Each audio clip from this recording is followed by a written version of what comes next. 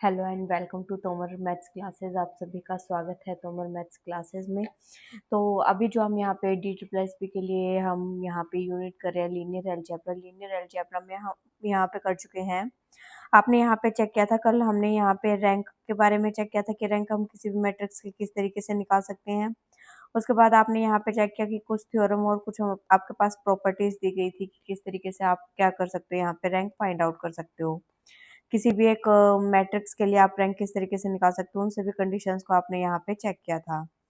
जो आज हम यहाँ पे करेंगे, हम यहाँ पे चेक करेंगे आज रो नलिटी के बारे में। आपने कल ये वाली चीज कर रही थी, एक बार हम इसे रिकॉल कर लेते हैं। अब सबसे पहली बात आती है हमारे पास कि आपके पास रो रैंक क्या होती है। रो रैंक क्या होती है, आपके पास जो भी हमारे पास नंबर ऑफ लीनियरली इंडिपेंडेंट रोज होंगी किसी भी एक मैट्रिक्स ए के अंदर, जितनी भी हमारे पास लीनियरली इंडिपेंडेंट रोज होते हैं उसको हम क्या बोलते हैं यहाँ पे, रो रैंक। नेक्स्ट आपके पास क्या है यहाँ पे, रो नलिटी। रो नलिटी क्या है, लीनियरली डिपेंडेंट आपके पास जितनी नंबर ऑफ रोज होंगे उसको आप क्या बोलोगे यहाँ पे, रो नलिटी। नेक्स्ट आपके पास यहाँ पे कॉलम रैंक। कॉलम रैंक क्या होता है, आपके पास यहाँ पे कोई भी आपके पास जो मैट्रिक्स है उसके अंदर कितने लीनियरली इंडिपेंडेंट आपके पास कॉलम एग्जिस्ट करते हैं उसे कोई आप क्या बोलते हो यहाँ पे, कॉलम रैंक।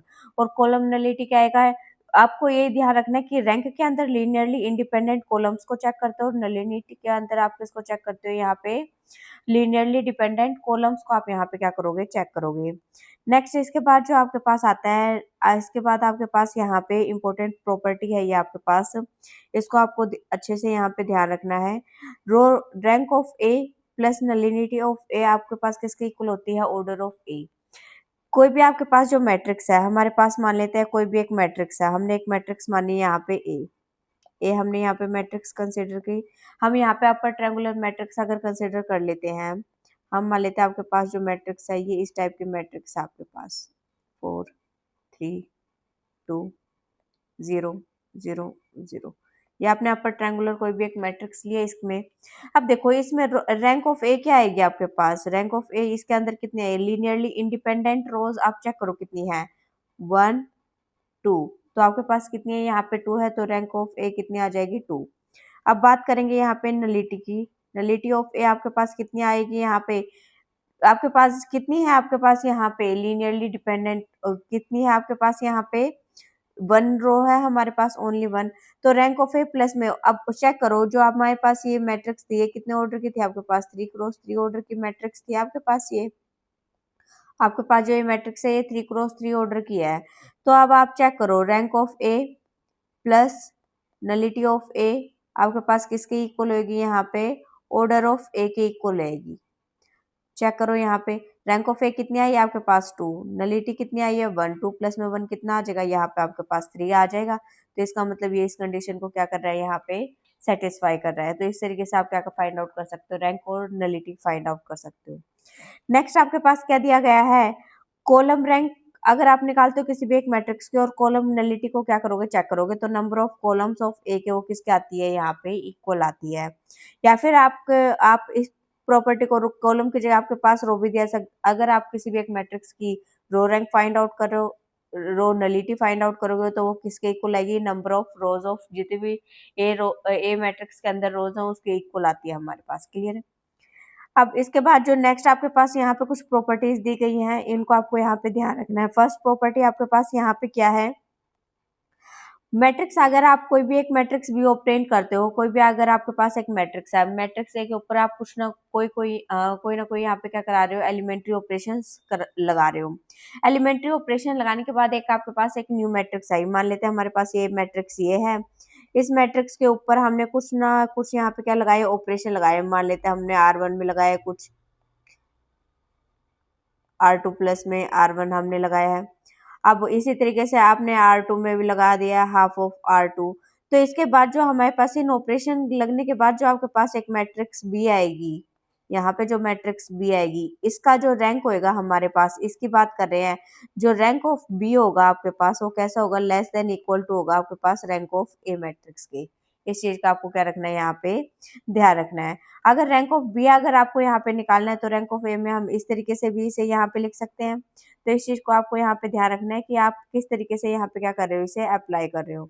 तो यही बात यहाँ पे बोली गई है कि किसी भी एक मैट्रिक्स को हम मैनिपुलेट करते हैं, कोई भी हम ऑपरेट करा रहे हो उसे किसी भी साइन के साथ, तो आपके पास रैंक ऑफ बी जो मैट्रिक्स होते हैं वो कैसे होती है, always less than equal to होती है ए मैट्रिक्स के। और आप इस कंडीशन को भी ध्यान रख सकते हो कि रैंक ऑफ मैट्रिक्स जो आपके पास बी है वो कैसे होगी, ग्रेटर देन इक्वल टू होगी हमारे पास रैंक ऑफ ए माइनस में 1, और ये वाली हमारे पास रैंक ऑफ बी कैसी होगी, लेस देन इक्वल टू होगी रैंक ऑफ ए प्लस में 1। तो इस तरीके से भी आप यहाँ पे क्या कर सकते हो, चेक कर सकते हो। अगर यहाँ पे इक्वलिटी का साइन है तो इसका मतलब यहाँ पे जब हम इसे यहाँ पे मोड के फॉर्म में लिखेंगे तो ये कैसा आएगा, यहाँ पे लेस देन इक्वल टू का साइन आ जाएगा, और यहाँ पे क्या आएगा, rank of A minus rank of B. तो इस तरीके से आपको यहाँ पे ध्यान रखना है इस प्रॉपर्टी का। नेक्स्ट नेक्स्ट आपके पास क्या दिया गया है, अगर यहाँ पे rank of A rank of Y की जगह हमने क्या मान लिया, कोई भी दो, हम यहाँ पे इनको x और y कंसिडर करते हैं। अगर रो के लिए आप कंसिडर कर रहे हो तो आपके पास यहाँ पे क्या आ जाएगी, x माइनस में y mod of x minus Y less than equal to, हमने कोई भी एक वैल्यू लिए, यहाँ पे k1 इंटीजर ले सकते हो आप, यहाँ पे x minus Y less than equal to column के लिए हमने यहाँ पे k2 ले लिया। तो mod of N x minus में y ये किससे लेस देन इक्वल टू होगा, हमारे पास मिनिमम, और आपके पास जो इन दोनों की मिनिमम वैल्यू आएगी उससे क्या आएगा, हमारे पास लेस आएगी। तो इस चीज का आपको यहाँ पे क्या रखना है, ध्यान रखना है। डायरेक्टली क्वेश्चंस में ये वैल्यूज आपके पास यूज होंगी। नेक्स्ट आपके पास यहाँ पे क्या दिया गया है, इंपॉर्टेंट थ्योरम दी गई है और प्रॉपर्टीज दी गई है आपके पास रैंक ऑफ मैट्रिक्स की। फर्स्ट क्या आपके पास रैंक ऑफ जीरो मैट्रिक्स आपके पास कितनी होती है, जीरो होती है। इस चीज का आप ध्यान रखोगे। किसी भी कोई भी आपके पास नॉन जीरो मैट्रिक्स दे रखी है एम क्रॉस में एन, और उसका जो रैंक है हमारे पास, रैंक ऑफ ए किसके बीच में लाई करेगा, आपके पास जीरो, और आपके पास यहाँ पे क्या है, minimum of M N. M N में से जो सी आपके पास मिनिमम होगी वो उसको आप क्या करोगे, यहाँ पे जीरो और उसके बीच में क्या करेगा, यहाँ पे लाई करेगा आपका रैंक। नेक्स्ट आपके पास क्या है, यहाँ पे अगर आपके पास कोई भी एक स्क्वायर मैट्रिक्स दी गई जिसका ऑर्डर कितना है आपके पास, यहाँ पे एन है। स्क्वायर मैट्रिक्स किसी का भी ऑर्डर क्या है, एन है। अगर यह स्क्वायर मैट्रिक्स कैसी है आपके पास, नॉन सिंगुलर है। नॉन सिंगुलर है तो इसका मतलब रैंक ऑफ ए कितना आएगा, इक्वल्स टू एन आएगा। अगर सिंगुलर है तो रैंक ऑफ ए उसी के ऑर्डर के इक्वल आता है हमारे पास। अगर आपके सॉरी नॉन सिंगुलर है तो उसके ऑर्डर के इक्वल आता है, और सिंगुलर है तो आपके पास एन से कैसा आएगा, यहाँ पे कम आएगा। क्लियर है। नेक्स्ट नेक्स्ट आपने प्रॉपर्टी की थी कि रैंक ऑफ जो ए मैट्रिक्स है वो किसके इक्वल होती है, हमारे पास रैंक ऑफ ए ट्रांसपोज। अगर हम उस मैट्रिक्स का ट्रांसपोज निकाल के फिर रैंक फाइंड आउट करेंगे तो रैंक के ऊपर कोई इफेक्ट नहीं पड़ेगा, दोनों कैसे होंगी, यहाँ पे हमारे पास इक्वल होंगी। चाहो तो आप यहाँ पे कोई भी एक एग्जाम्पल ले सकते हो, जैसे हमने यहाँ पे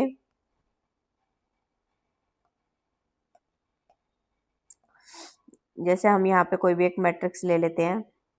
आपने यहाँ पे कोई भी एक matrix A Lee, A matrix ली हमने। ए जो मैट्रिक्स है हम मान लेते हैं ये कितना है हमारे पास, 2 1 4 1 3 2, ये हमने एक मैट्रिक्स ले ली। क्लियर है। ये आपको पता है यहाँ पे 2 क्रॉस 3 ऑर्डर की है हमारे पास यहाँ पे ये जो मैट्रिक्स है। अब अगर आपको इसका रैंक फाइंड आउट करना है तो रैंक ऑफ ए आप किस तरीके से निकालोगे, कोई भी हम इसके सब मैट्रिक्स ले लेते हैं 2 4 1 1।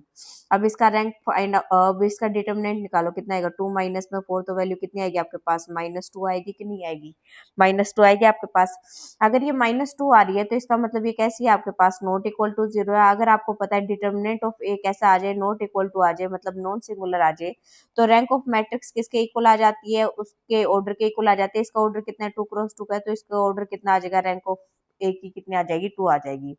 अब इसी तरीके से अगर मैं इस मैट्रिक्स का क्या कर दूं यहाँ पे ट्रांसपोज, अगर इसी मैट्रिक्स का हम क्या कर रहे हैं ट्रांसपोज, तो क्या आएगा 2 1 3 और यहाँ पे कितना आ जाएगा 4 1 2। क्लियर है।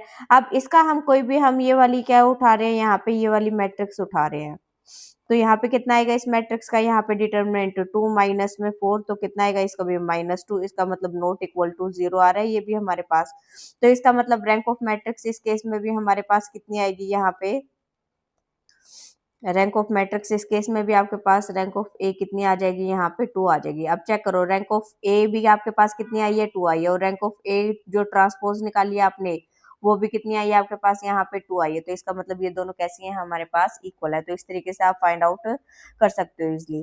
क्लियर है। अब इसके बाद हम बात करेंगे यहाँ पे नेक्स्ट आपके पास जो प्रॉपर्टी दी गई है, फिफ्थ आपके पास क्या दिया गया है यहाँ पे, फिफ्थ आपके पास, अगर एक आपके पास कोई भी एक मैट्रिक्स है, इसका ऑर्डर क्या है, एम क्रॉस आपके पास यहाँ पे एन ऑर्डर की मैट्रिक्स दी गई है, और बी आपके पास क्या है, कोई भी एक मैट्रिक्स है के क्रॉस एन की। अगर यहाँ पे एम क्रॉस के है, ये एम क्रॉस के, और भी कोई भी मैट्रिक्स है, इसका ऑर्डर क्या है, के क्रॉस एन। तो आपके पास जो मैट्रिक्स का आपके पास प्रोडक्ट का रैंक आएगा, तो वो किसके इक्वल आएगा, जीरो से आएगा या लेस देन इक्वल आएगा हमारे पास minimum of rank of A और rank of B. Rank of A या रैंक ऑफ बी हम दोनों ही फाइंड आउट करेंगे, और दोनों में से जो सी भी मिनिमम वैल्यू होगी उन दोनों को हम लेंगे। और rank of A B, product of matrix किसके इक्वल आएगी, हमारे पास प्रोडक्ट ऑफ जो मैट्रिक्स है उसकी रैंक किसके बीच में आएगी, हमारे पास जीरो। और इन दोनों के हमारे पास जो rank of A rank of B है उनके मिनिमम के बीच में हम क्या करेंगे, यहाँ पे लाई करेगी। नेक्स्ट क्या है आपके पास, नेक्स्ट प्रॉपर्टी है यहाँ पे, अगर ए और बी कैसी हैं, टू स्क्वायर मैट्रिक्स हैं सेम ऑर्डर की, तो अगर ए आपके पास कैसी है, नॉन सिंगुलर है, तो रैंक ऑफ ए बी किसके इक्वल आ जाता है, रैंक ऑफ बी के। इस चीज को आपको ध्यान रखना है।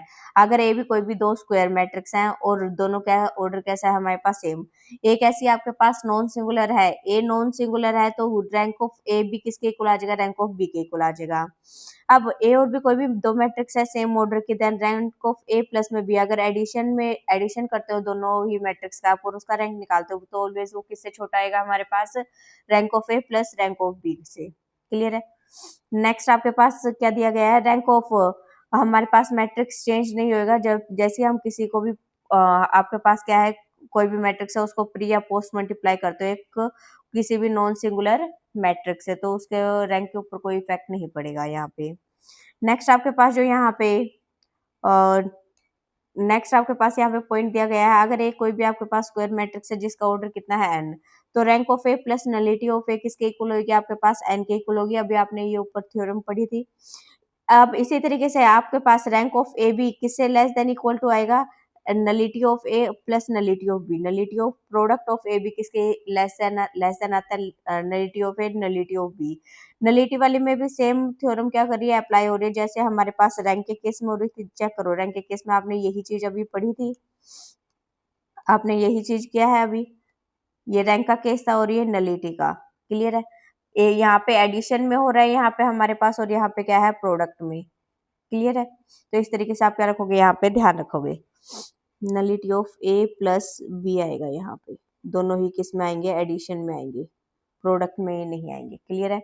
तो नलिटी ऑफ ए प्लस में बी किस में आएगा आपके पास, यहाँ पे रैंक में था, और यहाँ पे किस में, नलिटी में। इस बात का आपको ध्यान रखना है। अब नेक्स्ट क्या है, आप अगर ए और बी कैसी है, आपके पास स्क्वायर मैट्रिक्स है जिसका ऑर्डर कितना है, आपके पास एन है, तो ए प्लस में बी कैसी है, आपके पास नॉन सिंगुलर मैट्रिक्स है। नॉन सिंगुलर मैट्रिक्स इसका मतलब डिटर्मिनेंट ऑफ आपके पास ए प्लस में बी आपके पास कैसा है, यहाँ पे नॉट इक्वल टू जीरो, यही चीज आई है आपके पास। तो हम क्या बोल सकते हैं, देन अगर आपके पास यहाँ पे डिटर्मिनेंट ऑफ ए कैसा है, आपके पास यहाँ पे जीरो है, तो रैंक ऑफ ए प्लस में, ये आपने अभी जो ऊपर दोनों थ्योरम पढ़ी है वही आपके पास क्या दिया गया है, रिजल्ट दिया गया है कि अगर rank of A plus rank of आप क्या करते हो, यहाँ पे बी का एडिशन करते हो तो वो किसके इक्वल आएगा, यहाँ पे एन के इक्वल आएगा। Nullity of A nullity of B को ऐड करोगे तो भी वो किसके इक्वल आएगा, यहाँ पे एन के इक्वल आएगा। और यहाँ पे ए प्लस में बी कैसी मैट्रिक्स दी गई है हमारे पास, यहाँ पे नॉन सिंगुलर मैट्रिक्स है। नॉन सिंगुलर मैट्रिक्स का केस है, तो दोनों के रैंक को हम ऐड करेंगे तो वो किसके इक्वल आएगा, उसके ऑर्डर के ही इक्वल आएगा। इसी चीज का हमने क्या किया, यहाँ पे यूज किया है। नेक्स्ट आपके पास क्या दिया गया है, वो 10th पॉइंट आपके पास, अगर ए बी कैसी है, स्क्वायर मैट्रिक्स है सेम ऑर्डर की, अगर बी यहाँ पे कैसा है, नॉन सिंगुलर, बी की वैल्यू कैसी है, नॉन सिंगुलर, तो रैंक ऑफ ए बी किसके इक्वल आएगा, रैंक ऑफ ए के।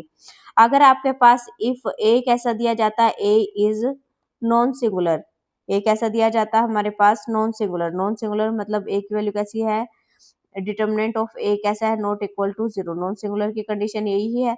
तो रैंक ऑफ ए बी अभी आपने बताई थी, तो किसके इक्वल होगी, यहाँ पे रैंक ऑफ बी के इक्वल होगी।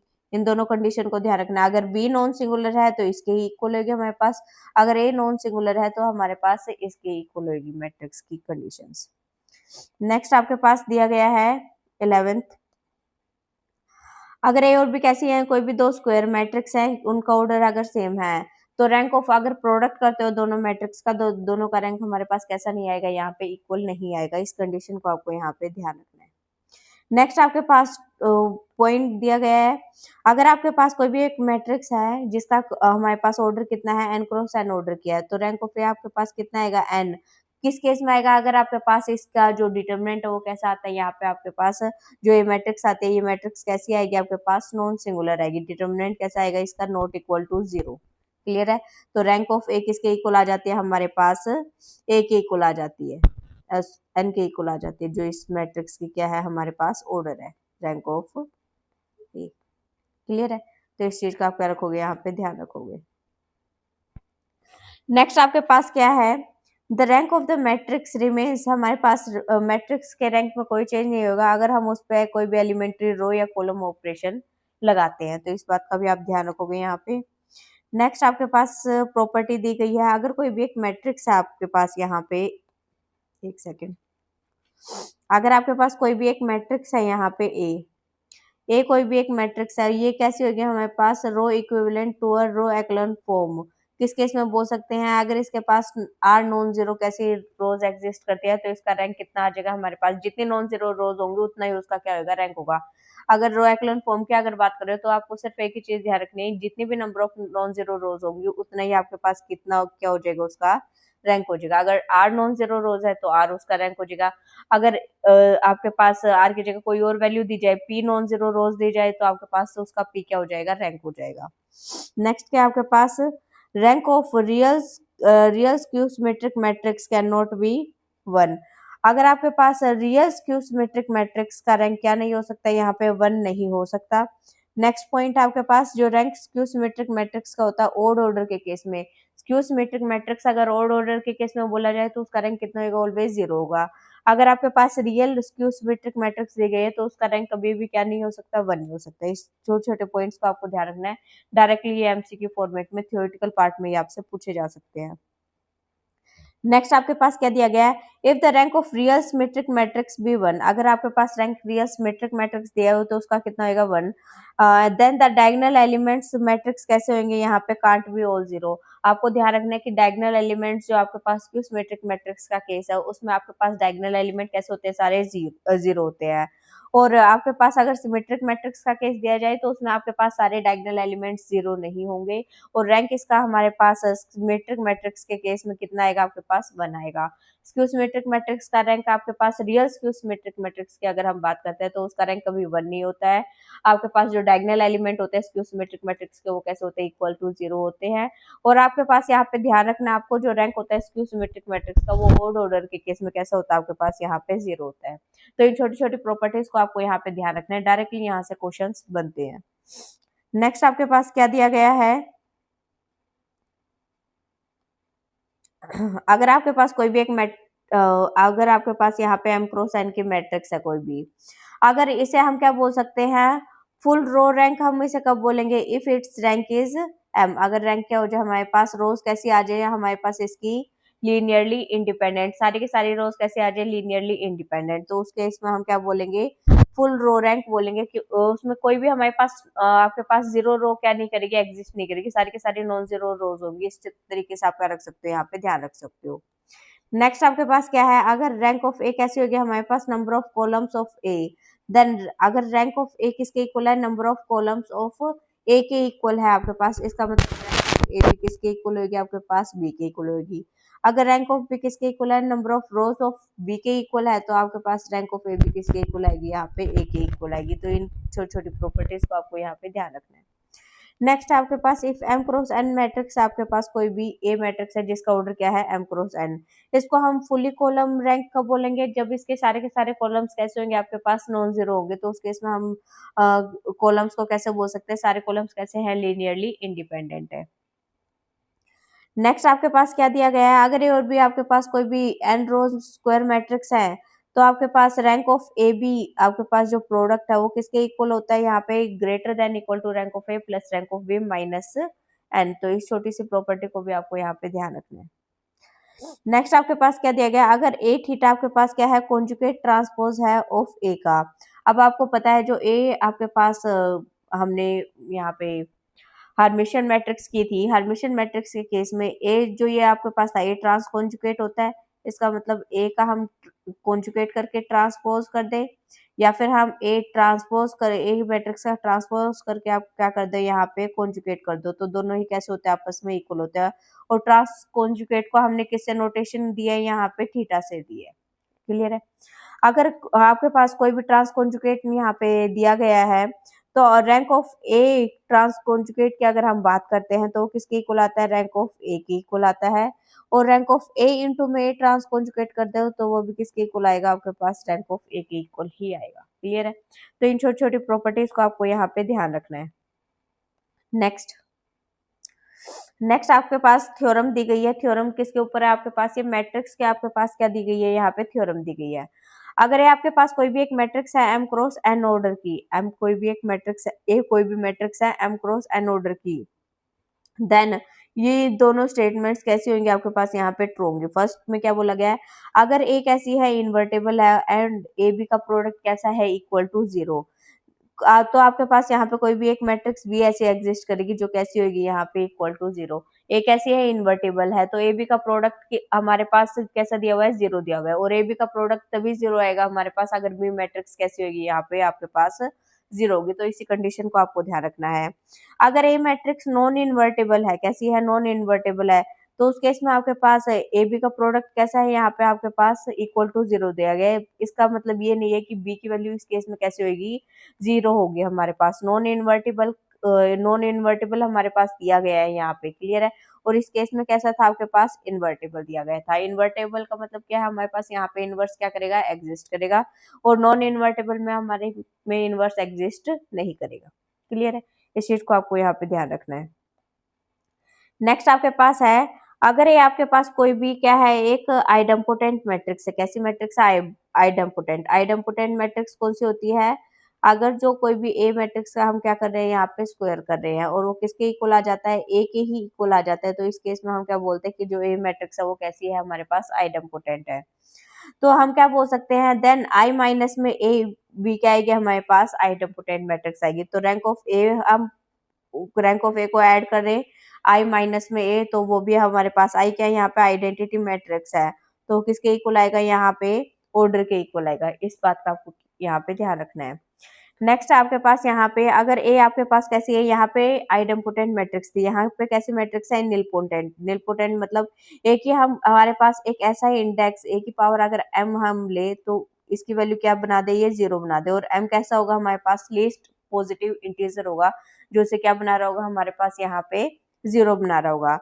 अगर निलपोटेंट मैट्रिक्स है तो ऑर्डर ऑफ एन हमारे पास, अगर ऑर्डर इसका कितना है एन, अगर एम की जगह हम क्या कर दे यहाँ पे एन ले ले, एम की जगह क्या ले ले हम यहाँ पे एन, तो क्या दिया हुआ है हमारे पास, and index 2, then R of A lies between, हमारे पास रैंक ऑफ ए किसके बीच में लाई करती है, 1 एंड एन बाई 2। इस कंडीशन का आपको ध्यान रखना है। डायरेक्टली न्यूमेरिकल में क्या होगा, इसका यूज होगा।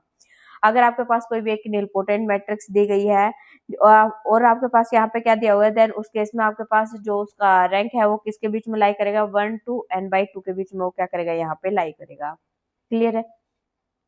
नेक्स्ट आपके पास क्या दिया गया है, अगर आपके पास ए कोई भी कैसी मैट्रिक्स है, आपके पास यहाँ पे स्क्वायर मैट्रिक्स है, एक ऐसी मैट्रिक्स है आपके पास यहाँ पे स्क्वायर मैट्रिक्स है। स्क्वायर मैट्रिक्स है कितने ऑर्डर की, एन ऑर्डर की। तो रैंक ऑफ ए और एडजॉइंट ऑफ रैंक को हम एडजॉइंट ऑफ ए के रैंक के बारे में हम क्या करेंगे, बात करेंगे। अगर रैंक ऑफ ए की वैल्यू कितनी है एन, तो एडजॉइंट ऑफ ए का रैंक भी कितना आएगा आपके पास, एन।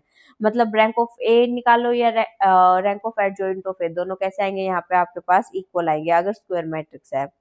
अगर adjoint of rank of adjoint of A कितना आता है आपके पास 1, तो रैंक ऑफ ए कितना आएगा आपके पास, एन माइनस 1। एन क्या है, ऑर्डर।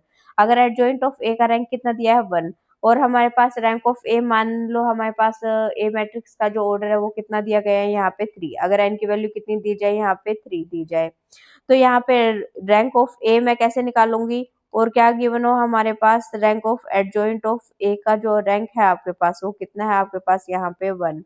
तो इस केस में मैं रैंक ऑफ ए कैसे निकाल सकती हूँ, यहाँ पे तो कितना आएगा 3 माइनस में 1, तो रैंक ऑफ ए कितना आ जाएगा यहाँ पे 2 आ जाएगा। तो इस तरीके से आप यहाँ पे क्या रख सकते हो, ध्यान रख सकते हो। अगर rank of adjoint of A की वैल्यू कितनी है 0, तो वह किससे लेस देन इक्वल टू आएगा, less than equal to N minus 2। तो ये किससे लेस देन इक्वल टू आएगा, एन माइनस 2 से। नेक्स्ट नेक्स्ट आपके पास क्या है, नेक्स्ट आपके पास शॉर्ट्स आइडेंटिटी दी गई है आपके पास।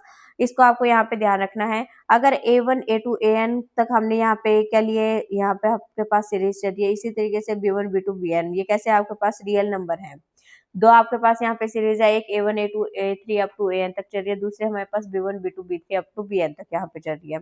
और एक ऐसी सीरीज है यहाँ पे आपके पास जो ये वैल्यूज दी गई है ये कैसी है, हमारे पास रियल वैल्यूज है।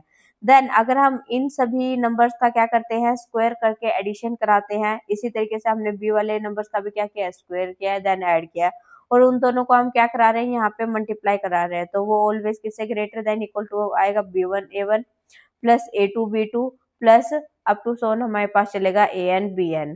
तो अगर आपके पास I की वैल्यू किसके इक्वल है, यहाँ पे AI और BJ दोनों BI कैसे है, यहाँ पे आपके पास दोनों इक्वल है। AI किसके इक्वल है, BI के, इसका मतलब आपके पास A1 की वैल्यू किसके इक्वल है, B1 के, A2 की वैल्यू किसके इक्वल है आपके पास यहाँ पे B2 के, A3 की वैल्यू आपके पास किसके इक्वल है यहाँ पे B3 के। इस तरीके से आपके पास दिया गया है। तो हम क्या बोल सकते हैं, A1 अपॉन AI अपॉन में BI इक्वल्स टू में किसके आएगा, के इक्वल आएगा हमारे पास।